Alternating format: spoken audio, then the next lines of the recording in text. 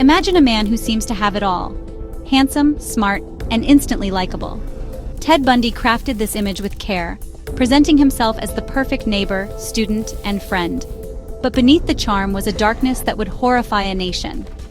Bundy's life was a masterful performance, fooling friends, girlfriends, and even law enforcement for years. No one suspected the articulate law student was hiding monstrous secrets. He moved through society with ease, his double life undetected. The contrast between Bundy's public persona and private reality is what makes his story so chilling. He could be discussing legal theory one moment and plotting murder the next. This duality allowed him to operate without suspicion, leaving devastation in his wake. When accusations surfaced, those closest to him were in disbelief. How could this charming man be the monster on the news? Bundy shattered the illusion that evil is always obvious. He looked like anyone: your classmate, your neighbor, the friendly stranger. His story forces us to question how well we truly know the people around us. And that perhaps is the most frightening part of all. To understand the monster, we must look at the man. Ted Bundy was born in 1946, raised in a web of family secrets and deception. As a boy, he seemed shy but bright, just another kid in the neighborhood. In college, he studied psychology and developed the charm that would become his weapon. He was a good student, a loving boyfriend, and even volunteered at a suicide hotline. Friends saw him as the ideal catch, never suspecting the darkness within. Bundy blended in, actively engaging with the world. He worked in politics, volunteered, and built a shield of respectability.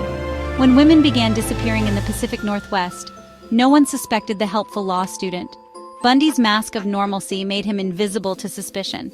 His story is a terrifying reminder of how easily evil can hide behind charm. Those closest to him were the most deceived. In 1974, a dark pattern emerged. Young women vanished across Washington and Oregon. The victims shared similarities: young, attractive, long dark hair. Bundy's methods were disturbingly clever. He faked injuries, asked for help, and lured victims to his Volkswagen Beetle. Once isolated, he struck with chilling efficiency. He removed the passenger seat to hide his victims, showing terrifying planning. Bundy drove them to remote locations, committing horrific crimes. For months, he evaded capture, living a double life. Police had sketches and descriptions, but Bundy was always a step ahead.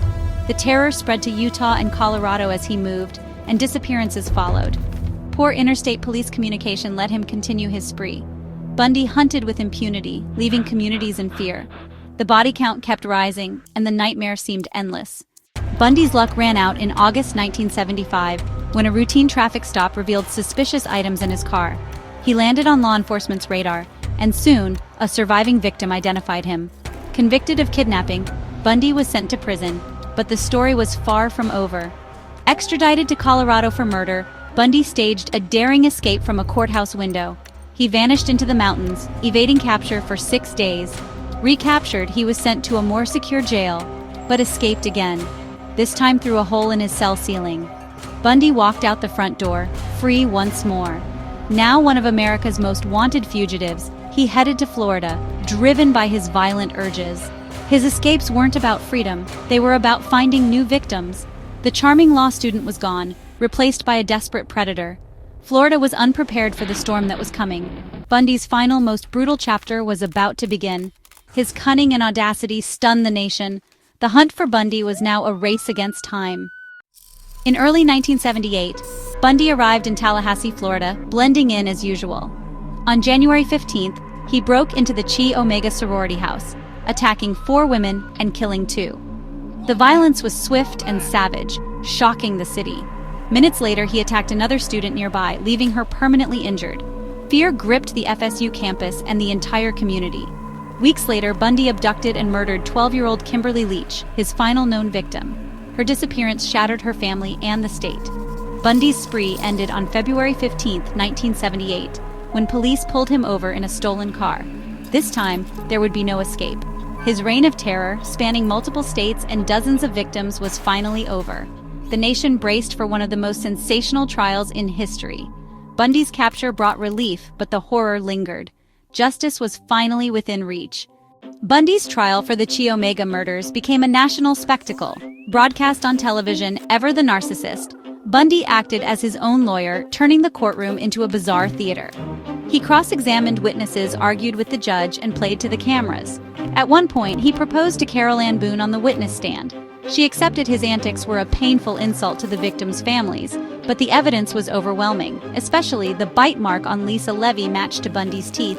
Forensic science sealed his fate. The jury saw through his charm and found him guilty.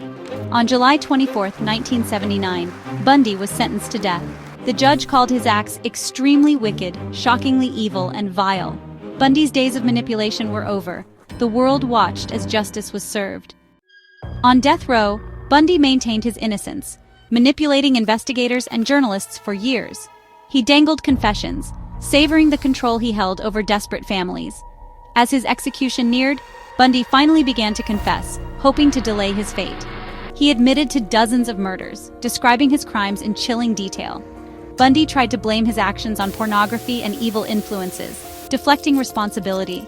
Investigators raced to gather information, hoping to solve cold cases and bring closure to families. Bundy confessed to killing at least 30 women, though the true number may be higher. He provided locations for some bodies, allowing families to finally lay loved ones to rest. On January 24, 1989, Bundy was executed in Florida's electric chair. Crowds cheered outside the prison, but for victims' families, the pain remained. His death ended a nightmare, but the scars endured. Bundy's final act was one last attempt at control. The true cost of his crimes could never be erased. Ted Bundy's story changed America and law enforcement forever. His cross-country crimes exposed the need for better police communication, leading to the creation of the FBI's VICAP system. Bundy became a case study for criminal profiling, helping the FBI understand serial killers. His interviews provided insights that shaped future investigations. Bundy shattered the stereotype of the obvious monster. He was charming, educated, and trusted. His story forced society to confront the reality that evil can hide behind a friendly face. Parents became more cautious, and the world a little less trusting. The real story isn't about Bundy's cunning, but about senseless loss and the victims he left behind. We must remember their names: Lisa Levy, Margaret Bowman, Kimberly Leach, Karen Campbell, and so many others. Their stolen futures are the true legacy of this case. We tell this story not to glorify a monster, but to honor the innocent. The lessons from Bundy's abyss must never be forgotten. Evil can wear any face, so we must always remain vigilant.